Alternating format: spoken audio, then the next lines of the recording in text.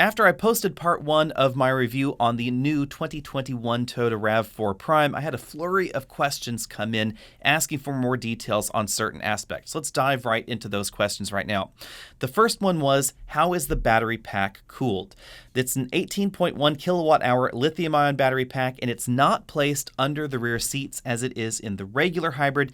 Instead, under the rear seats, we have the charger, whether it's the 3.3 kilowatt charger or the optional 6.6 kilowatt charger.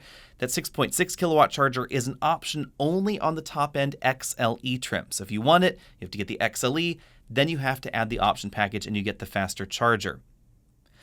In addition, under the rear seats, we have what appears to be an electronics module for the rear motor. This is probably the rear motor inverter. We took some pictures under the seats there, and the battery pack is entirely underneath the RAV4. That's why the suspension appears to have been lifted versus the regular hybrid version. In order to still give us same kind of ground clearance, we have that battery sandwiched right there in between. Now, the battery is liquid cooled. There were some questions about that because the Prius Prime, the other Prime vehicle in Toyota's lineup, has an air-cooled battery pack.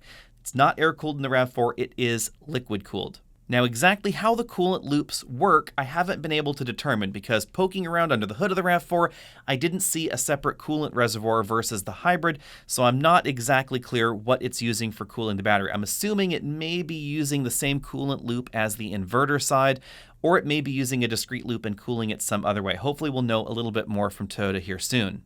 The next question was towing capacity. The hybrid model has 1,750 pounds of towing capacity.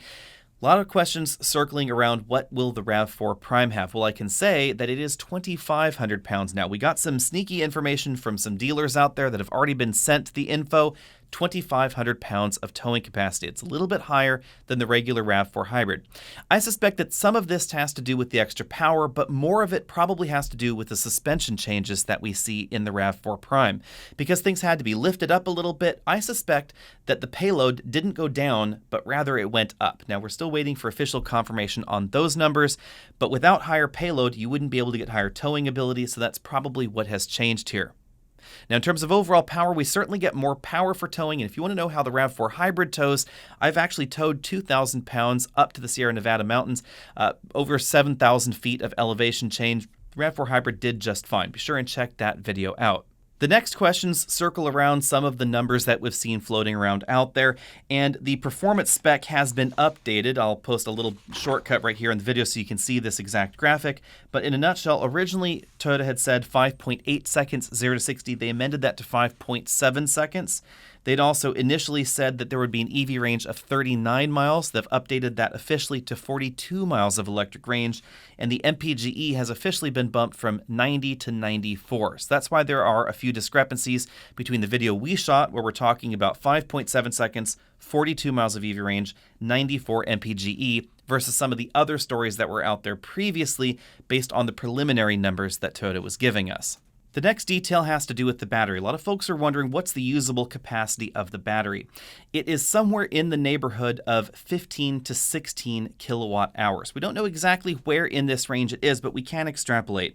We're told that it's an 18.1 kilowatt hour battery pack. We have 94 MPGE, 42 miles of range. That translates to about 15 kilowatt hours used to go the 42 miles at 94 MPGE. But due to the way that the test works, it actually could be a slightly higher usable capacity. When we take a look at the official charge times, 120 volts, 12 amps, they say it'll take 12 hours. Now remember, that's going to be pretty consistent at the very beginning, but it is going to slow down there towards the end. When you factor that in, and of course factor in the efficiency loss inside the EVSE and the charger itself, we come in somewhere in the neighborhood of perhaps 15.9, 15.8 kilowatt hours. So it's in this 15, probably 15 and a half to 16 kilowatt hour range. The last two questions that folks wanted to have verified were, what's the tax credit? It is officially $7,500 in this model. That's based on the capacity of the battery pack. So $7,500 if you qualify for that full federal tax credit. The next question is, how many RAV4 Primes are there going to be and where will they be sent? This is information from dealers out there. I've actually had 2 dealers reach out and give us some off-the-record information on this. They're saying that every dealer is going to be getting one RAV4 Prime. Now, that doesn't mean one period forever, ever, ever. That means that everybody is going to be equally getting one RAV4 Prime, so all dealers have an equal shot at that initial vehicle. They can use it for demos, etc., do whatever they want with it. After that, there is going to be some form of allocation as far as RAV4 Primes go. Some dealers may get just 1 or 2, some may get 20, 30, or who knows, perhaps even more, based on a wide variety of factors that we are not exactly privy to. However, if you want one right now, you should probably start talking to your dealer. Some of the documents that we were sent were dated the end of May. So the dealers out there already have complete information. They should be able to have some sort of waiting list going on, at least take your name down if you really want one right now. Now, logically, some of these dealers are probably going to be adding dealer markups if you want one right now. And that's the other part of this information is, the word is there aren't going to be very many RAV4 Primes at all in calendar year 2020. We do know that in Japan, they're going to be building a few thousand RAV4 PHVs for the domestic Japanese market, but the rumor mill is telling us we probably will not be getting thousands for the American market.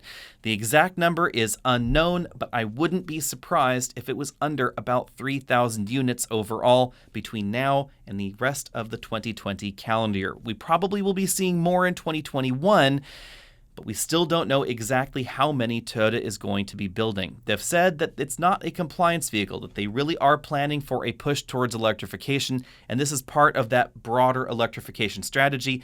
So their hope is that they will be able to build as many as people want eventually, but we don't know what that eventually will be or the timeline for that. So likely, if you want to get your hands on one, you may be waiting until calendar year 2021, perhaps even a year from the date that you're watching this video. Let me know what you think about all that down there in the comment section below, and let me know, are you willing to wait for your RAV4 Prime? This is going to be less expensive than any of the Model Ys out there. I saw a surprising number of questions on our last video about how does this compare to the Model Y. Well, it's a very different vehicle. One's a plug-in hybrid vehicle, one's an electric vehicle, one's a mainstream vehicle, one's a luxury vehicle. Right now, the Model Y is over $50,000 with no federal tax credit on it because all that's available is the long-range model. If you want to wait, however, until you can actually get your hands on a RAV4 Prime, probably the short-range rear-wheel drive Model Y will be about by then. But we're talking about shorter range. We're talking still about a rear-wheel drive model, still a luxury segment vehicle, but the price is going to be a lot closer once we get that $41,000 base model. Keep in mind, of course, that the RAV4 after-tax credit is going to effectively still be about $10,000 less than that base Model Y, but let me know what you think about all that down there in the comment section below. And of course, if you haven't done it, check out part 1 of the RAV4 Prime video. Also check out our RAV4 hybrid towing video if you want to know how I expect this to tow. I'll see all of you later.